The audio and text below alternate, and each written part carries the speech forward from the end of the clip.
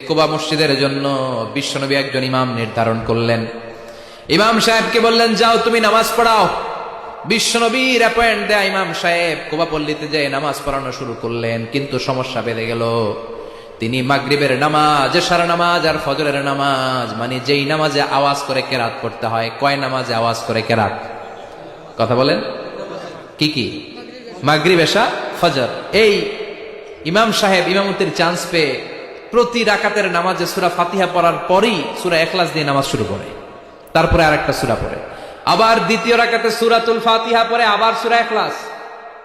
ফজরের সময়ও সূরা ইখলাস, এশার সময়ও সূরা ইখলাস, মাগরিবের সময়ও এই সূরা।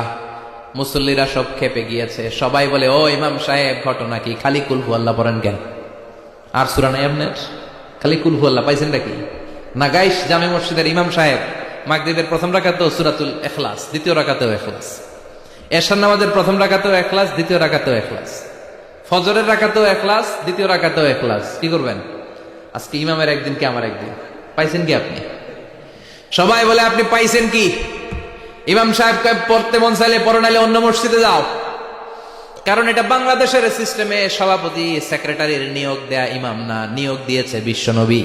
আবার ক্যান্সেল করলেও লাগবে বিশ্বনবীরে, ঠিক কিনা? নিয়োগ দিয়েছে বিশ্বনবী, নিয়োগ বাতিল করলেও করবে কে? বিশ্বনবী। মুসল্লির তো কোনো এখতিয়ার নাই। সব মুসল্লিরা মিলে বিশ্বনবীর দরবারে যায়, যে বলে, নবী কি ইমাম সাহেব দিলেন, কুল হু আল্লাহ ছাড়া কিচ্ছু পারে না, খালি কুল হু আল্লাহ। কি এক মুসিবতে আছি, প্রত্যেক নামাজে কুল হু আল্লাহ আহাদ দিয়ে শুরু করে, এরপরে আরেক সূরা পড়ে। ঘটনা কি? বিশ্বনবী বললেন, ইমাম সাহেব রে ডাকো। বিশ্বনবী ইমাম সাহাবীরে বললেন, ও সাহাবী, কেন এই কাজটা করো? তোমার মুসল্লিরা বলে প্রতি রাকাতে কেন কুল হু আল্লাহ দিয়ে শুরু করো, ঘটনাটা কি? অন্য সূরা পড়ো না কেন? সাহাবী বলে, নবী গো, এই সূরাটারে আমি বড্ড বেশি ভালোবাসি, কারণ ফিহি সিফাতুর রহমান, এই সূরার ভেতরে আমার আল্লাহর পরিচয় আছে গো নবী। এই ছোট্ট সূরার ভেতরে রব্বুল আলামিন যত সুন্দরভাবে নিজের পরিচয়টা বলে দিয়েছেন, কোরআনের কোন সূরার ভেতরে সেই পরিচয় আমি পাই না। তাই এই সূরাটা দিয়ে প্রতি রাকাতে নামাজ শুরু না পড়লে আমার কলিজা ঠান্ডা হয় না গো নবী। বিশ্বনবী বললেন, ঠিক আছে, চেঞ্জ করার দরকার নাই, তুই প্রতি রাকাতেই কুল হু আল্লাহই পড়বি।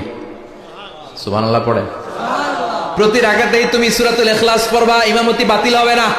তবে জেনে রেখো, এই সূরার প্রতি ভালোবাসা কিয়ামতের দিন তোমার জান্নাতে পাঠায়া দিবে। এই সূরার ভালোবাসার কারণে জাহান্নামের আগুন তোমার জন্য হারাম করে দিয়েছে কে?